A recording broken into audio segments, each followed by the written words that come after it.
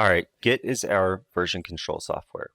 So we're going to install it. Just look up Git and then go to this website, git-scm.com. Click on whatever version it says, save file.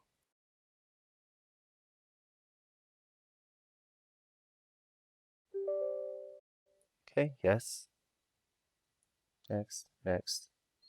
Just keep your defaults. I like to use Vim, but you can use whatever else you want.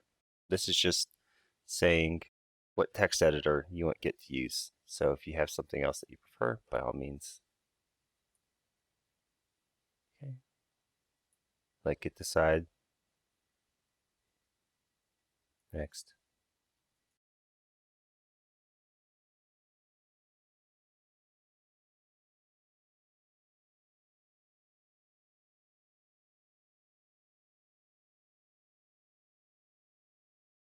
All right, let's check it out.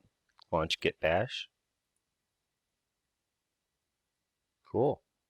Now Git is installed.